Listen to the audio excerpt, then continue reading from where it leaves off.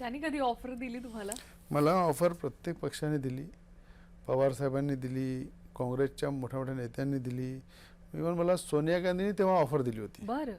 मला 10 जनपत्र बोलून त्यांनी सांगितलं होतं की तुम्हाला काँग्रेसमध्ये जे पद पाहिजे, तिकीट पाहिजे, काय पाहिजे आम्ही देऊ, तुम्ही प्रवेश करा.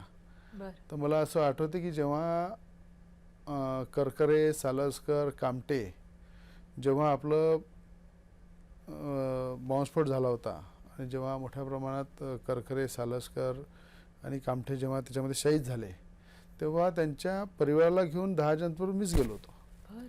आणि सगळ्यात आधी त्यांचा विषय या महाराष्ट्रामध्ये जर कोणी उचलला असेल, कारण करकरे साहेब सुद्धा एकदम जवळचे माझे संबंध होते, सालसकर परिवार जवळचा होता. आणि जेव्हा पाहिलं की अशा प्रकारची घटना झाली, काँग्रेसची गव्हर्नमेंट होती, त्यामध्ये मोठ्या प्रमाणात त्यांना शहीद झाल्यानंतर जे कमिटमेंट केले होते ते कमिटमेंट पूर्ण झाले होते.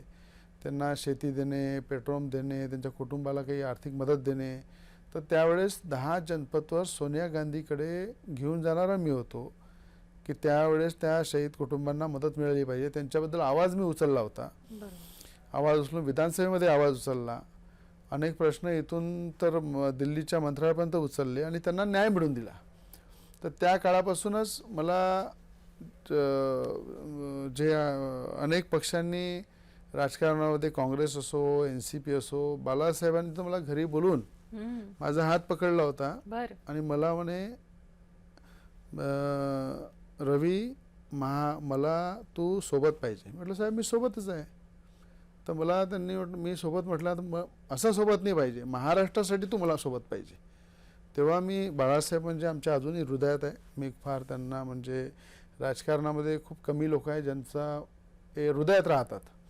त्यापैकी एक व्यक्ती बाळासाहेब आहे की ज्यांना खऱ्या अर्थानं ते नेहमी हृदयात आहे. त्यांचं भाषण ऐकायला मी लहानपणी सायन्सखोर मैदानावर जेव्हा आमच्या अमरावतीला भाषण होत होते, तर आम्ही भिंतीच्या बाहेर उभं राहून, म्हणजे ग्राउंड फुल झाल्यानंतर बाहेर उभं राहून त्यांचं फक्त भाषण ऐकत होतो मी, की हा असा व्यक्ती आहे, एवढं प्रभावशाली व्यक्तिमत्व आहे की त्यांच्या भाषणासाठी ग्राउंड तर फुल होते, पण ग्राउंडच्या बाहेरसुद्धा उभे राहून लोक भाषण आहेत. त्यापैकी एक कार्यकर्ता मी होतो की बाळासाहेबांचा तेव्हापासून आदर करतो. जेव्हा मला राजकारणाचं ABCD समजत नव्हतं, पण हिंदुत्वाचा एक नेता आहे जो स्वच्छ आणि रोखठोक बोलतो, असा हिंदू हृदय सम्राट बाळासाहेबांनी सुद्धा मला म्हटलं होतं शिवसेनेमध्ये या.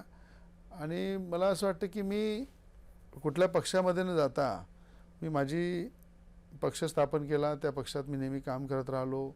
मोठ्या प्रमाणात युवकांची पिढी, शेतकरी, महिला, युवक सगळ्यांना जोडत राहिलो, कारभार वाढत राहिला आणि म्हणून कुठल्या पक्षामध्ये जाण्याची अशी वेळ आली नाही.